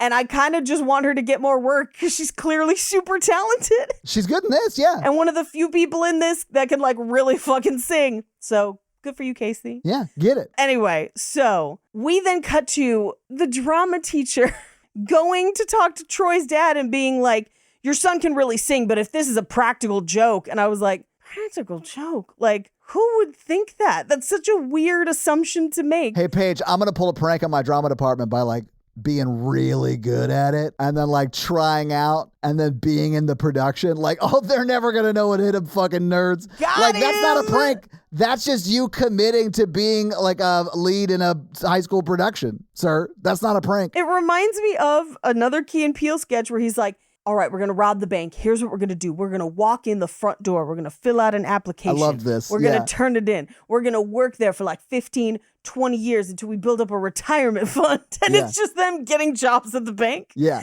So funny. Anyway, Sharpay is complaining about it. And we kind of hear through the grapevine because Vanessa Hudgens is like, I wasn't trying to like unseat anybody. I was just having fun singing with my friend. And they're like, oh no, she'd push her own brother out of a castle tower if it meant she could be the lead. Yeah. Like she just wants to be the lead. 100%. Yeah. It's fine. Now, in this section, we do get tall baker guy trying to ask Sharpay out. And she's like, no, I hope they get together in later installments. Personally, she could use his down-to-earth demeanor. She could. But we cut to the rooftop garden at the school, which is apparently a thing for Vanessa Hudgens. We saw it in Beastly. We're seeing it here. Oh my God, we did see it in both Beastly and here. Oh my God, you're right. I didn't even think about that. Yep. Wow. They have a bonkers conversation here that's like, do you remember in kindergarten where you didn't feel like you had to pretend to be anybody? And I was like, was I the only one that still felt like I cared about what people thought about me in kindergarten? Did most people not? Should I talk to somebody about that? I've never not thought about that. Thank you, right? I would say I care less about it than I did in high school. I care way less now. But I've always thought, how would this choice make other people feel? Yeah. You know? Exactly. Yeah. Yeah. I care a lot less now, in which a teacher from my high school, I guess not teacher, coach, one of the coaches from my high school attempted to confront me about my views on Jimmy Kimmel's suspension, and I just blocked them. I didn't respond at all. I was like, I don't have to get your approval for anything, strange adult from my past. Yeah. Yeah, I don't give a fuck. But in kindergarten, I probably did. I probably would have tried to be what people wanted me to be. But they have this like conversation that's like, why can't we just be who we are inside and like sing? And then we get a montage of them learning the song that's not cohesive. It's not like we don't hear the song while they're learning it. We don't hear it. It's them learning the song scored to a different song. Yes. What is this about? I don't know. It's very strange. But it's also like Ryan and Sharpay like going around looking to see if they can find them rehearsing or whatever. And so like Sharpay goes into the bathroom where she thinks she hears Vanessa learning. Yes. And we see it like it's a one shot, right? So we've got our camera on Vanessa and it pans over to where Sharpay would be walking in, and then it pans back and Vanessa's not there anymore, and she like walks out deep into the bathroom. She kicks open one of the stall doors. No one's there. And then she walks out, and Vanessa walks out from like where the sinks were, which you definitely would have seen that person. Right. You could have not seen that person standing where Sharpay was.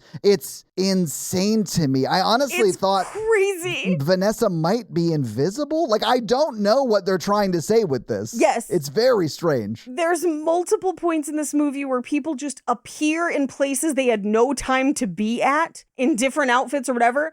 I have multiple points in my notes where I'm like, are people teleporting in this? Yeah. Because there's no care given to the actual physical laws of the universe within this movie, and that is one of the most blatant scenes of it. Well, it is a Disney movie, so they definitely have teleportation technology. We talked about it on, I think, last week's Horror Virgin. Sure. If you're a reporter out there, you know what we're talking about. Yeah. I'm going to make this conspiracy theory a thing page. Yeah, of course. They filmed this like in a Disney park. That's how. It does feel like it was filmed in the underground bunkers beneath Disney. Yeah, absolutely. Which, by the way, I proudly paid someone else to watch this and not Disney. Yeah. You know, I was like, well, we already canceled those. So I know. I had to do the same. Oh, well. Yeah. But back to the fact that it's a montage of them learning a song scored to a different song. Like, you just don't do that in musicals because it's confusing and weird. Like in Sister Act 2, where they're all learning the song, it's scores of parts of the song. They're like, la, la, la, la, la, la, la. And then they like get better at it. And you see them like painting the school or whatever while they're singing and learning that song. Yeah. It's so crazy that here we hear like snippets of them learning the song, but because something else is playing, it just sounds discordant and bad. I know, because we are also hearing them sing a little bit. Like, it's not just the montage. It's like there's two different songs at the same time. It's very strange. Right. I agree. I think Sister Act 2, Undercover does it way better. Yes, absolutely. I mean, Sister Act 2 is a fucking classic, and anyone who tells you differently is lying to you. Go back and watch it. It holds up. Sister Act 1, interesting crime drama, also holds up. I love it. Yeah. Every time I see it, I'm like, whoopee, let's go. Oh, bring her back. She should be teaching at this high school. Then these kids could actually sing. We cut to the library where his basketball friend is like, hey, man, you can't get into Broadway. My mom clearly has an unhealthy obsession with Phantom of the Opera. Yeah. Where she cut out a picture of one of the actors. She's seen Phantom 27 times, which, like, how? In Albuquerque? How? Is she flying to New York all the time?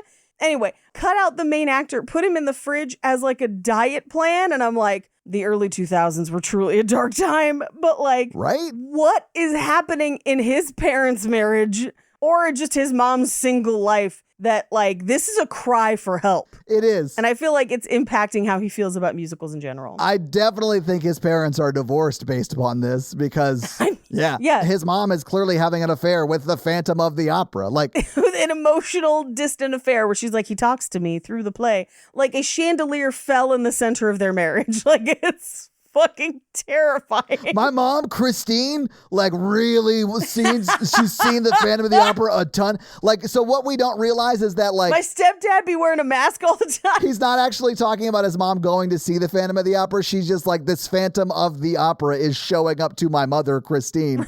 Like she's living through the actual events of Phantom of the Opera, but instead of it being in Paris or whatever, it's in Albuquerque, New Mexico. Yeah, his stepdad's like dropping him off at school, full masked up, like, think of me, make good choices, remember your lunch is cold. Like, just nonsense. That's the reality that kid's living, and that's why he's like, musicals ruin families. I mean, yeah, I can see that. That's not necessarily wrong. So crazy. And so he's like, shut up, guys, go do the musical anyway. So they go to her friends, and they're like, yeah, we need her for the academic decathlon too. So they're going to like buddy up for a plan. I did love them trying to convince their like Zac Efron's team is like, you can't do the musical, you got to do basketball. And her side is like, you can't do the musical, you got to do the decathlon stuff. Because feminism. Yeah, or whatever. I love those scenes. They're so funny. I think we get the basketball one first because he like walks into the locker room. Yes. And it's like all of them are like in the locker area and they have like a table set up with a bunch of trophies and a bunch of pictures of the people who led the people to like the championship games or whatever throughout the school's history. Yes. It was like they had put thought into this. It was like Zac Efron had an addiction and they were staging an intervention. It's like that level of thought they put into this. Your singing has hurt us in the following ways. Yes, I was going to say, yeah, your musical ability has hurt us in the following ways, Zach. But the worst one is like, you're forgetting about the 13th member of our team, and they hand him a photo and it's his dad back in the day in high school. Like, you got to help him live his dreams. And I was like, this is going to be so much therapy. Like, you're going to be talking about this with somebody in your 30s being like, I didn't even like basketball. I liked Phantom. I do think he wouldn't like Phantom. Like, it's clearly Weber's best, but like, come on, there's better. Cats, duh. I mean, I like Phantom too, but it's like, there's way better out there. Phantom is not one of my favorites. Have you never seen Shrek? Come on. Sorry. It's just like another musical that oddly I would say is better than Phantom. Come at me. I like it. It's fun. It's silly. We get Smash Mouth singing a song that's way better than any of their songs, so I'm here for it. I'm just saying, go see Death Becomes Her. I will. I would love to. Like, when you said that, I was like, shit, I got to go to New York and see that, I guess, because I just saw Pirates up there, which I've seen, the original version of and love, but like that version was amazing too, but I'll have to go back and see that one. But so like the basketball players are very much just like trying to manipulate him into not like looking at his calendar. Because guys, at this point, like it's just a calendar issue. Yeah, they're on different days even. Like none of these things line up. It's just like, hey, you're focusing on one other thing. Right. And I realize you have a lot of free time, but like stop. Right. Just focus on basketball and then go home and play video games or whatever. Don't do a second thing. Right. Don't do that. And then it cuts to Vanessa Hudgens, who gets kind of the other side of that, but it's the decathlon. And there's something in this scene that I have to talk about because it made me insane. It made me truly insane, Paige. Is it when they were like, don't date Troy because Eleanor Roosevelt said so? No, I didn't care about that. But Eleanor Roosevelt telling a woman not to date a man made sense to me. But because of what I know about Eleanor Roosevelt. Right. And good for her, honestly. Good. Nothing wrong with it. Yeah. But what made me insane in this was they unfurl a poster of someone doing a layup with a cutout of Zac Efron's face over that person's face. Correct. The picture they used for the cutout of Zac Efron's face is a picture that we saw his dad open in the newspaper that he had saved from like when they were making it to the championships or whatever. Right. His picture's in the paper, and it's him doing almost exactly the same layup as the guy in the poster. So the people who did this, who created this, went to like Kinko's and printed up a poster of just some guy doing a layup and then printed up the same size poster of this publicly available photo of Zac Efron. Cut it out. And then cut it out and pasted the same photo over the other dude. Like, just use the picture of Zac Efron that everyone has because it's in the fucking paper. Yes. It was insane. I lost my mind, Paige. It's crazy. I rewound it. I could not handle it. I don't know what it feels like to have a stroke, but I think I had one watching that scene. It was so funny, and I was so mad about it at the same time. I totally missed that because I was too focused on them listing off like famous women of history, and they're like, what would they would have done? And I was like, they were all married to people. Right. Not to diminish their accomplishments. They did the things that they did, but they also had relationships with people. It's like these people don't, like in the high school, like the students don't know that you can do two things in your life. Well, I mean, that's why the scheduling is such an issue. I know. They legit don't understand object permanence, which I get, like my dogs struggle to understand, but these are high schoolers. Right. But they play a video that they, in theory, I guess, got from Troy's basketball intervention, where he's like, fine, I'll quit the play. I don't even care about Gabriella or whatever. And she's like, no. And they like leave her be. Yeah. And we get basically her version of Hopelessly Devoted to You, but it is not good. And it is just her walking around the hallways. And there are lyrics, and this is the one I texted you about earlier today, where she's like, I'm standing here, but I wish I was over there. And you're like, that's what we wrote for this song? Yeah. Like, that's crazy. And it is 3.5 minutes of her just walking through rows of lockers and then posing next to a poster. There is like a, I don't know, 6 foot by 20 foot wide poster of the 5 basketball players on the team. Right. And Vanessa sings up against it. Everyone except for Zac Efron's doing like an action pose, like a layup or like a dunk or whatever, like a blocker or whatever. And then Zac Efron just looks uncomfortable. Yes. So when she gets right up next to oversized Zac Efron in this poster, it looks like he's uncomfortable with her being there. It's very funny to me. Right. And she's like on his shoulder. Yes. And he's just like, God, when will she go away? It's very funny to me. As soon as this song is over, she like runs into him and she's like, I don't want to do the play either. And he's like, what? And they have their like fake breakup, which lasts all of 2 seconds because their friends are like, they seem sad. Maybe we messed up. They tell them what really happened. Yeah. And as they do, I have to point this out, as his friends go to talk to him about it, he's eating a sandwich that seems to have nothing in the middle. Just 2 slices of bread. I didn't even notice that. That's so funny. And he takes like a full bite out of it and you watch and I was like, what? Is this just 2 slices of bread? Like, this club sandwich, hold the club, is really dry. Just like 3 pieces of bread in between. Just so many. And like, he like takes a bite and they're like, we got something to talk about. And he's like, huh? Clearly no bite. So it's like 2 different takes. Right. Clearly. But I was like, if they had let him keep talking, it would be like, just like full of just all bread. Can you take a drink, Zach, before you deliver your next line, please? Because your mouth looks like a yeast infection. Can you stop? It's fucking gross. Anyway, they're like, we should have supported you. Do the play. Also, I baked you cookies to tell you about how we lied to you and the girl you like. He's literally like the best kind of friend. Yeah. He acknowledges it immediately. He apologizes appropriately and brings you baked goods. This guy's the hero of the movie. Crushing it. Yeah. So he shows up to Gabriella's house and he's like, I want to apologize. And she's like, no, because Gabriella's like, no. And her mom's like, she doesn't want to see you right now, but I'll let her know. He climbs her balcony, and this is one of those teleport moments. Yeah, we got to talk about it because he calls her on the phone, and he's down on the ground, right? And then it like cuts to her in the room, and you can see the balcony behind her, but then it kind of like she moves through the room, and it pulls off so you can just see her, and you can't see the balcony.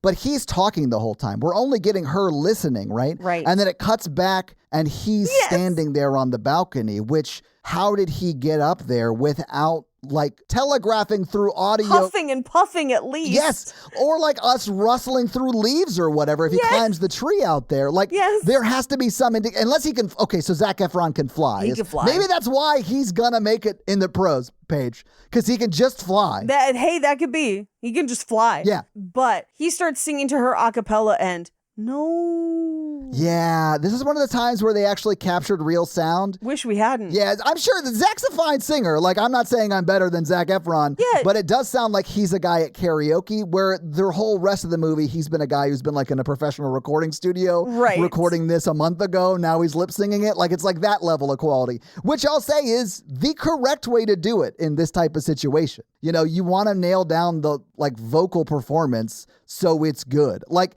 I love Les Mis. Yeah. I don't love the movie Les Mis that most recently came out because they captured live sound, and some people can sing and some people are not great. And they would have been fine if they had just like take it into the studio and like autocorrect it or whatever. Or just do multiple takes of it. Like, yes. Well, and this reminds me of, I don't particularly care for Moulin Rouge. It's not my favorite either, but it's another one that uses pop songs though, which we kind of talked about a little bit. It's another one that uses pop songs. Yeah. But there is a scene where Ewan McGregor climbs up somebody's balcony to sing to them. And it is within the world of the song, like he would be singing a cappella, but there's a little bit of a company behind him. And they clearly recorded it in a studio. Sure. And he crushes it. And it's very endearing because of that. In this, because he's like, I'm here on the balcony. And then he just sings off key for like a minute and a half. And you're like, oh no. Yeah. Give it to the siblings, I guess. Like, let them kiss, whatever we're doing here. So Paige, his performance in this scene alone was so bad, you would prefer the siblings kiss. Look, at least they've got good timing. Sorry.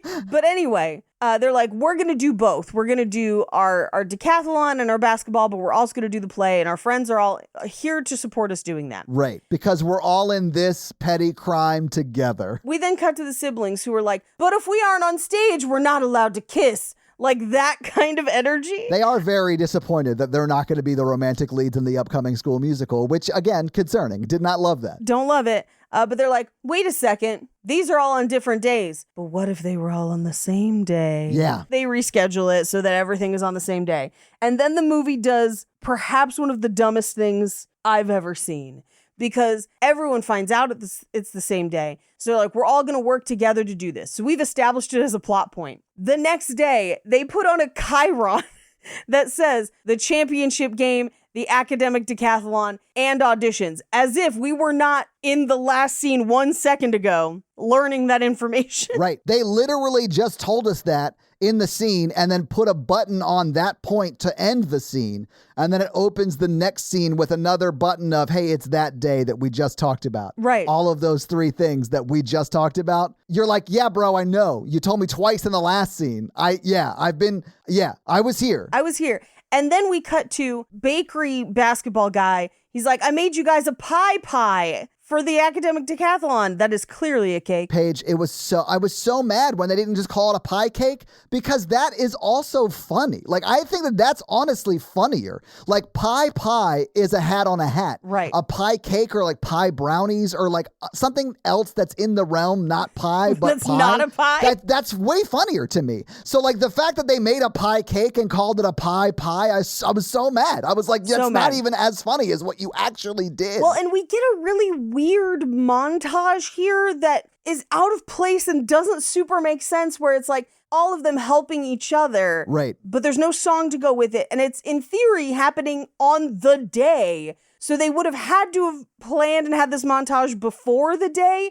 But because of that stupid chyron, we know it's on the day. I'm so mad because, Paige, had they not said it at New Year's Eve at the very beginning, yes, or if they had just been like, hey, in 3 months when our championship game comes, like, you've got to be there for it, instead of saying it's 2 weeks at the very beginning, we could have had, this is March 14th. And counted it down or something like that? Yeah. Or no, like everything happens on March 14th, which is Pie Day. Right. And then he makes the pie cake on Pie Day to bring in, then that makes sense. Yeah, because why would there be a pie cake? It's not. Oh my God. I honestly think that guy is just a nice dude, right, who wants to do something nice for his like fellow students, and they're doing the decathlon. So he was like, I don't know, pie sounds fun. So he made it. Like, and I love that for him. But it would make more sense on like March 14th on Pie Day. Yeah. March Madness happens in March. Like, that makes sense to me. Sorry. That's the reason I was like, why not move this to March? Right. It's not like the weather's going to look different outside. It's Albuquerque, New Mexico. No. They're the desert. Yeah. Yeah. Cloudy with a chance of blue shit is what it is in Albuquerque.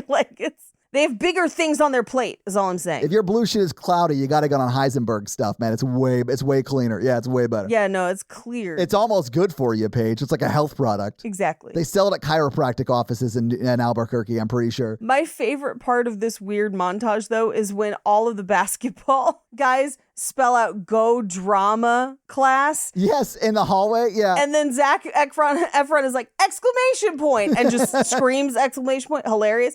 But then we cut to Ryan, who can't read. Right. Like Leah Michelle style can't read. And then we just cut away from it. He does struggle to read. No one corrects him or helps him. No. And that, I think, is the tragedy of it all. Because he's in school. Someone should at baseline be helping that boy read. Right. But the school is like, we're just trying to make sure that he doesn't make out with his sister and we're failing. Yeah. They're failing on all counts because that child has been left behind. Yes.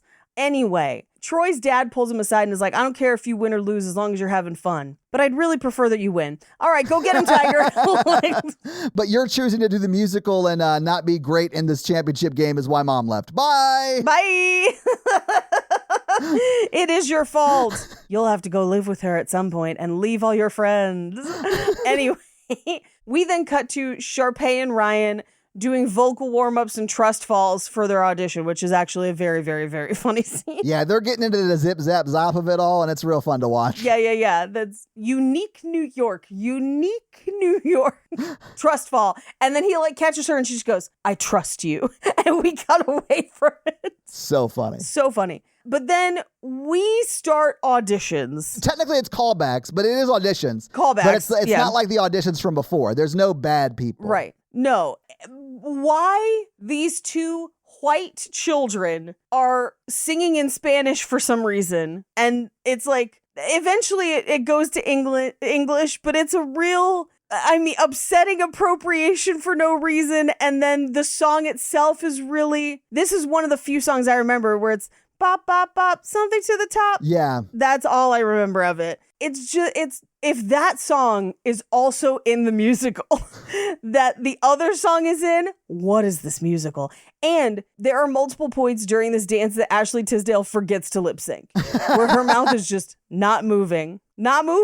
She's got a star-studded microphone pointing to it, not moving at all. No, it's not. Nope. Okay, so I actually kind of wondered, I was like, oh, are they doing this like as a jive at Vanessa Hudgens? Oh my gosh, I didn't even think about that. I mean, she's American, I know that. But I don't know if her family is from Latin America somewhere. I'd have no idea, but her character's last name, Gabriela Montez, so she is clearly of some sort of Hispanic or Latinx descent, I would assume. That's kind of terrible then, right? Like it's too... Right? Yeah, okay. Well, it's also...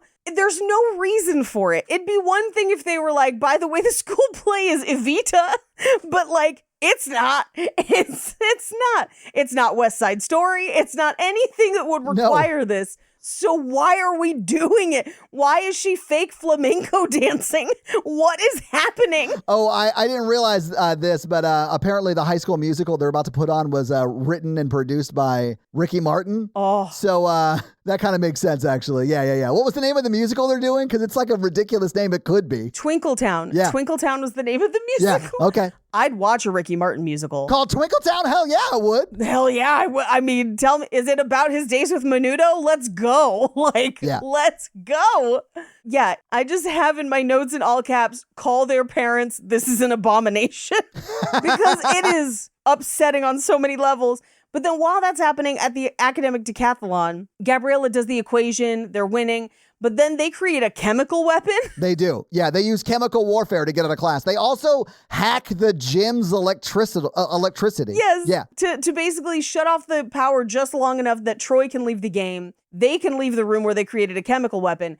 And they can audition and do their song. And like everyone comes into the auditorium to watch them do theirs, which makes Vanessa a little bit nervous. But they do sing it anyway. But I have a question about the crowd that comes to see them. There is a whole series of people in red Wildcat shirts and berets. Who are the beret people? They're the band. Is that the band? Yeah. Because what happens is they have to empty the gym for like security reasons or whatever. Like they're going to do a test to find who hacked their gym, I guess. Right. I mean, it does seem like there's like a short in the electricity, which could be like a water thing. Like maybe there's water leaking on electrical, wires or whatever, which could be dangerous. So they're like, everyone get out of the gym. So they take everyone to the auditorium just to get them out of the gym. They're not there for the auditions. Right. They're just there because like they had to get out of the gym. Right. But yeah, I think it's the band. Okay. Because they have the berets and stuff. You just don't see them wearing like the drums and, all that stuff. It just looked like this school, on top of appropriating the culture we just saw, were like, what if we had our own Black Panthers, but they were just Red Panthers? Like, that is what it looks like, where you're like, what is this? Yeah, what you don't know is the band actually does provide a lot of services to their community. So they offer school breakfast and lunch programs for other band members and stuff like that. It was a lot more than just safety, although that was part of it. That was part of the band Panthers. Yeah. Yes. But most people don't know that about band Panthers. I know. They only hear the stuff the government said so they could justify murdering them. Yeah. Yeah. Anyway, they sing the song that we've heard snippets of this whole time. It's still boring. Soarin' Flying. I actually kind of like this song. It's fine. Yeah. But they don't do anything with it. There's no blocking. There's no nothing. They're just awkwardly singing it at each other. They're singing an audition. Yeah, but I'm like, there are ways to make this more interesting or at least make the song shorter because, good Lord. And the only thing we get is the background has fun little twinkle UFOs and that giant moon. And then they finish singing it, back to the game. They win the game. Great. Sharpay comes out and is like, I guess I'm your understudy, but I'm fine with it. Bitch, no, you wouldn't be. Come on. She even says break a leg. Oh, but that means good luck. But she's going to break her leg. She is hiring someone right now. Oh, she's going to Nancy Kerrigan her for sure. Yeah. She's the Tanya Harding of this movie. Yeah. In High School Musical 2, she hires someone to break her legs. She hires Sebastian Stan and his friend to Yeah, that's what I was going to say, but I couldn't remember Sebastian Stan's friend's name in that movie, who is an amazing actor, but I always forget his name. He's like one of those, it's that guy, but he's so good. Paul Walter Hauser, is his name. Yes. He's such an amazing actor. I saw him, the first thing I saw him in was Richard Jewell, and then I was like, wait, isn't that the guy from It's Always Sunny in Philadelphia? Because that was the only thing I had seen him in. Oh, no, he was in Naked Gun. He was most recently in Naked Gun, yeah. Naked Gun, that's what I saw him in most recently. Great in that too, yeah. Yes. He's so good. He can do comedy, he can do very serious stuff. He plays Richard Jewell, which is not the Oklahoma City bomber, but the guy who everyone said was. Right. And he played a murderer in some other show. He has such range. Dude's crazy good. Yes. Anyway, so they have the lead in the play. Are we going to see the play? No. They win the game. They win the academic decathlon, even though they created a chemical weapon. The guy makes cookies for Sharpay. She's not having it. And then we get the song We're All in This Together with a dance so simple and sloppily choreographed that any tween that watched this movie could do it. Yeah. And that's the end of the movie. However, if you watch this on Amazon, it's like, hey, would you like to watch Wicked next instead? You're like, yes. Yeah. Please. Yeah, can you give me some of that sweet, sweet Wicked part 1? Give me a Jonathan Bailey palate cleanser. Great. And that's the movie. So having seen the movie, having talked about the movie, tell me what you thought about High School Musical. I completely understand why young people at the time enjoyed this. There's people their age singing. That's fun. I wish the music at least was better because the story is so thin that what I really need is great music to be it's a musical, but it's fun. I can't even do that because half the time I'm sitting through Vanessa Hudgens just walking through lockers to an utterly forgettable song. And so I hope the subsequent ones had better music. That would solve a lot of this for me, but there's so many logic problems that you're like, why would you do this? It just makes it harder for you script-wise that you and I both pointed out, and I don't know why they did that. And so I'm not rushing to watch this again anytime soon, but I at least now I can say I've seen it and I understand the things that people are talking about when they talk about it. Yeah, I kind of agree with obviously everything you said. I don't love the movie. I'm glad I watched it, and man, did I laugh quite a few times. It is funny unintentionally, yes. Yeah, I do kind of enjoy it. I enjoy the campiness of it, and I love campy shit. So the worse it gets, kind of the more I like it in a weird way. I almost need it to be worse or better. But it's not either. This is sort of that middle ground where it's not great on either side. Yeah, I could see that. Yeah. I'm glad I saw it. I don't want to rush to see it again, but I kind of do want to see the other one. So I do hope we continue the series. Sure. Not necessarily next week, but yes. I think we should do one every now and then and see where the saga goes. Yeah. At least the ones that they're in together, because they're in a few after this, right?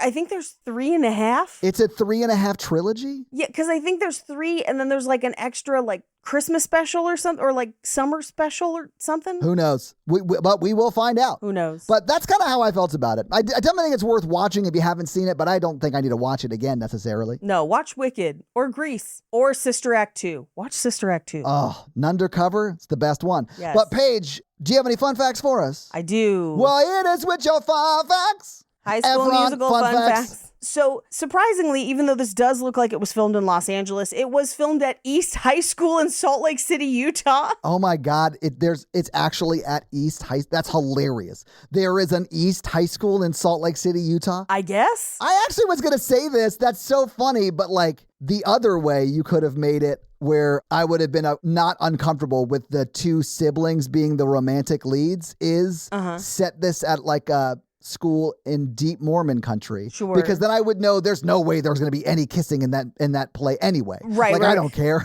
There's going to be no sex at all. Like, it's fine. That no one's going to be interested in anybody romantically at all ever. Literally right before we sat down to record this, someone sent me a TikTok of BYU's production of Cats, and they're basically in sweatsuits. And it's one of the funniest things I've ever seen. It's bonkers. But I should mention East, but spelled EIGHST. I'm kidding. That's not. It's East, like regular, but I mean, but like, you're not kidding too? Like, yeah. Deep Mormon country. If someone had named their kid East out there, they would have spelled it that way. But this is the direction East. Yeah. The direction. Students at that school supposedly still use Sharpay's pink locker because they like painted one pink and then they just left it. Amazing. Yes. So Zac Efron's singing voice in this was the voice of Drew Seeley, who actually tested for the role of Troy. And so he sings the entirety of Get Your Head in the Game and the reprise of What I've Been Looking For. Zac Efron only sings the first 4 lines of Start Something New and the first sentence of Breaking Free during that scene on the balcony. The reason for this was because Zac Efron's voice was too low, because he's slightly older than his character's supposed to be. Too low for that of a tenor, and the producers wanted a tenor to match the role. However, Zac Efron does sing in the sequels, as all the music in those films was tailored for his voice at that point. Nice. Yeah, of course they wrote this before they knew who was going to star in it. That makes sense. Exactly. And honestly, I don't begrudge them doing this. I think this is the right choice. Yeah. I mean, that's the way it used to be done for every actor. Like most actors in like the 50s and 60s, they didn't sing their own stuff. No, they didn't. And it makes a difference. Now, here's the thing. Do I love it when they cast someone who can sing and can do the role? I do think that is best. Yeah. That's not always a possibility. Or in a case like this where they're having to record and do some of the stuff before they know who they've cast and they've already written it for a tenor, but they want this. Like, I understand it in this situation, and then I understand them writing for Zac Efron later on. Yeah. I honestly prefer him with a lower voice. So I think maybe we will get better music in the sequels. I'm hopeful. Would love, but doubt it. Would love, doubt it. The falling snow is Potato Flakes. That's just always fun to note. Corbin Bleu, who plays his best friend, and I forget his friend's name in the movie. The movie's not great about introducing people. But he has slogans on all of his shirts the entire movie. He came up with the slogans that appear on all the shirts that he wears, which is very fun. His name is Chad in the movie, by the way. Chad. If you go back and watch it, watch for his slogans. Because I noticed them a couple times. I was like, that's a pretty funny shirt. He apparently came up with all of them. Nice. The cell phone ring that gives the class detention is the tune of the song Start Something New that they rehearse for later. That's awesome. So, like, before it's even in the play. That's pretty funny.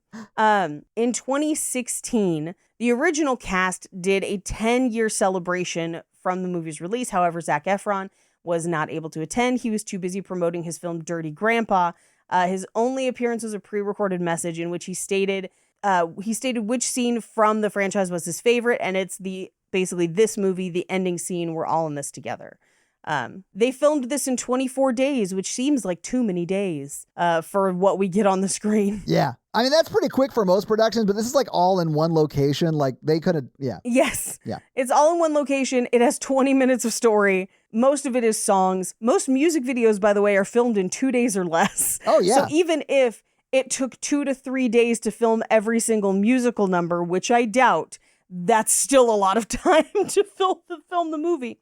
Ashley Tisdale originally auditioned for the role of Gabriella. But Kenny Ortega thought she would do better as Sharpay. She is great as Sharpay. She's very funny. Yeah, she's amazing. Honestly, her and Ryan are really good in this movie. No, they're great. They can both sing. They can both dance. It's just weird that they're siblings. Right, yeah.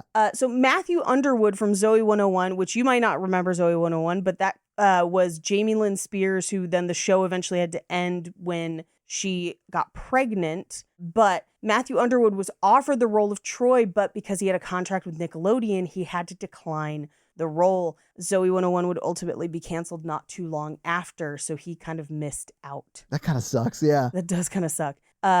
This is kind of a dark fact, maybe. Okay. Michael Jackson called Zac Efron to tell him he enjoyed his work in High School Musical. And Zac Efron says he was utterly flabbergasted and cried during the call. Knowing what we know about Michael Jackson, that's maybe a disturbing call. A little bit. I don't love hearing that fun fact, but I definitely understand why you would be overcome with emotion. Oh, absolutely. If someone like Michael Jackson called you and said, hey man, you crushed it. Yes. The thing that makes me concerned would be the motivation behind it, Yeah. But if Quincy Jones called him and said that, I'd be like, oh damn, I'd cry too. Sure. You may have noticed that the character of Chad wears 3 watches at once. He likes to layer, Paige. I got it.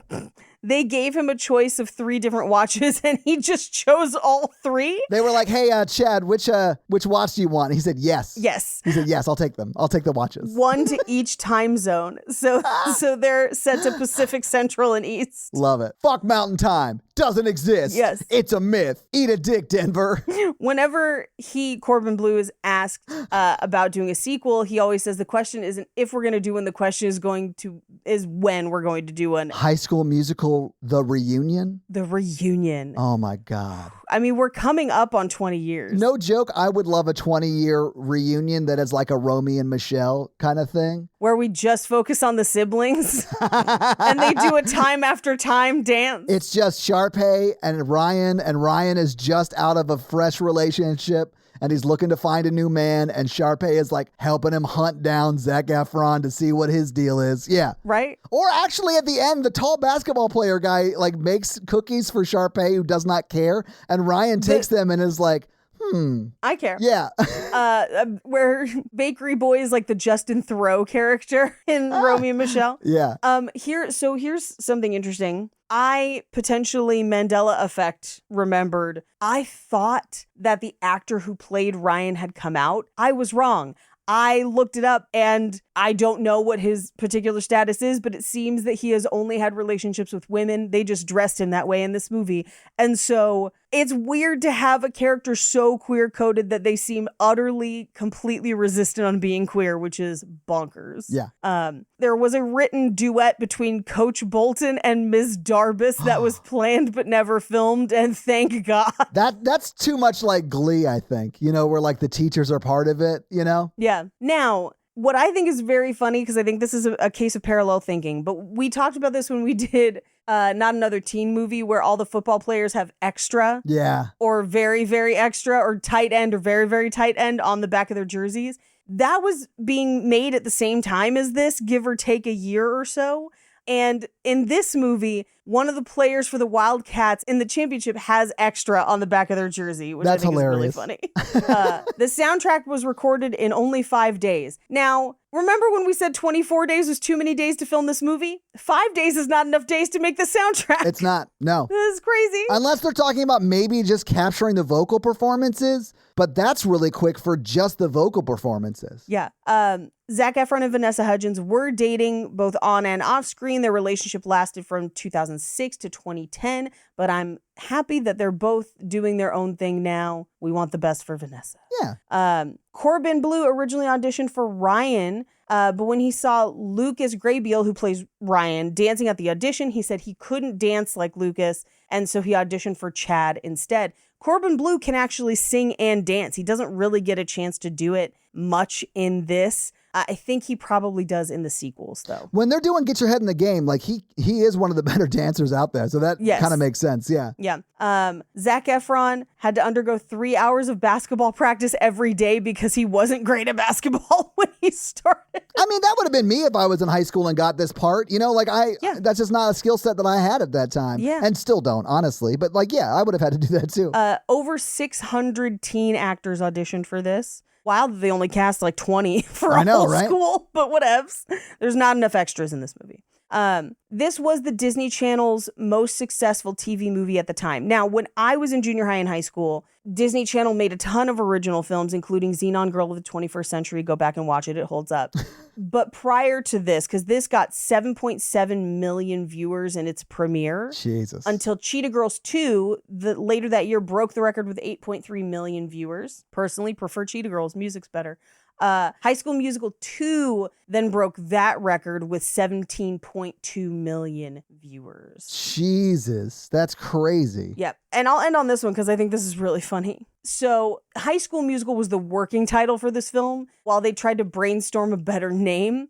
But by post-production, they had no other options. So they just settled for High School Musical. But that's because this film had been in pre-production since 1999.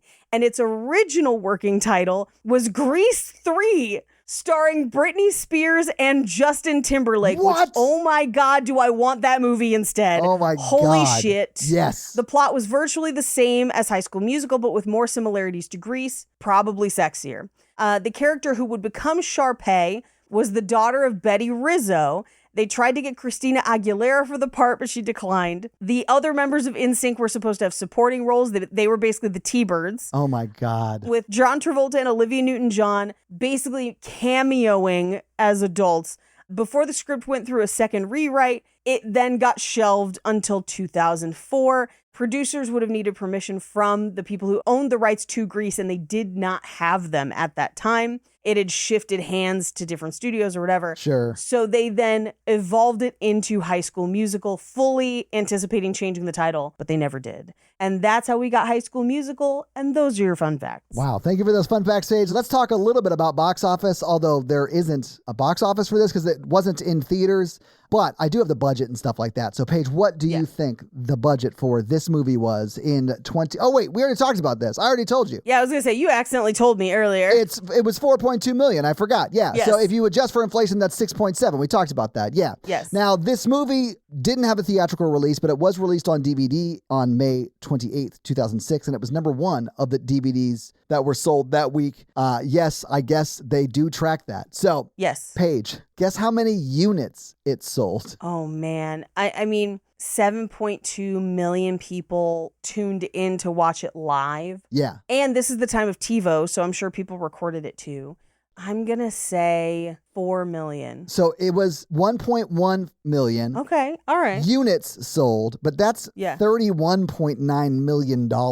Yes. In its opening weekend, if you consider when it first went on sale as its opening weekend, right? That's a huge return on investment. Yeah. It was in the charts for like best-selling DVD for like 3 years. A long time. It fell in and out of the charts, but for 82 weeks, it was still charting occasionally. Jeez. It's crazy. Anyway. That's nuts. It eventually brought in around $131.7 million in DVD and Blu-ray sales. Woo. So it made a lot of money just in that. But I don't have anything else other than that just because it wasn't in theaters. So that's your box office. Paige, do you want to hit us with that romance scale? Sure. Our romance scale is a scale of 1 to 4 because Mikey said so. Todd. It's a 1. There's no romance in this. It's a 1. There's no romance. They don't even kiss. Oh my God, they don't kiss. They almost kiss at New Year's and then they don't. I hope they kiss in subsequent sequels. I mean, who knows? One would hope, Paige. But yeah, so 1 because there's no romance in this at all. Yeah. Well, not a romance you want to see on stage, not even from an understudy. Anyway. Yes.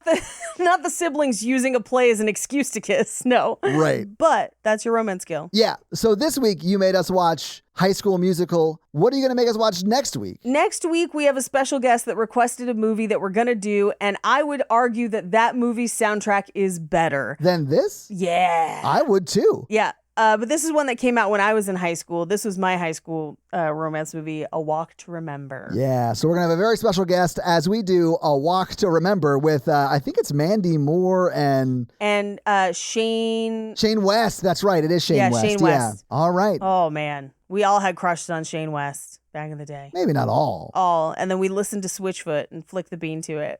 Gross. So your homework for next week is to watch A Walk to Remember and then try not to remember what Paige just said. No, think about it.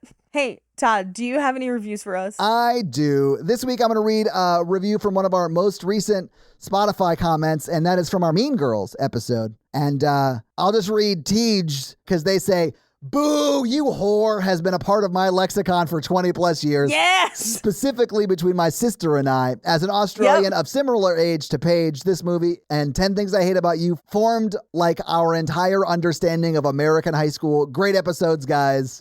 So Tej, thank you so much for that Spotify comment. And if you want to have me read your Spotify comment or 5-star Apple review, leave us one of those things and I'll do just that. So yeah, if you guys like this show and want to hear our other show where we talk about horror movies, that is The Horror Virgin. That's the only other podcast I am on, but Paige is also on Cult Podcast, which you can find at Cult Podcast. And you can find us on social media. I am at Todd J. Awesome, literally everywhere. Paige is at Paige Wesley on Instagram. No, it's at Rampage Wesley on Instagram and TikTok, at Paige Wesley on Twitter. That's right. All right. So that's where you can find Paige. If you want to find the show, we are at Romancing the Pod Show, right? Yep. Romancing Pod Show on Twitter. Well, and Instagram, right? And Instagram, but it's show SHO because character limits. If you start typing Romancing the Pod, it'll come up. It'll definitely come up on Instagram. I don't know about Twitter because I haven't posted on Twitter in a hot ass minute. So who knows? But that is where you can find more of us. So yeah, guys, give us a follow. Support the show any way you can. We'd love it. Smash that like button. Hell yeah. That's going to be it for us, you guys. I'm Paige. And I'm Todd. And you complete us. To completion. Sibling pletion. Ugh. This movie has some troubling implications, nerds. La, la, la.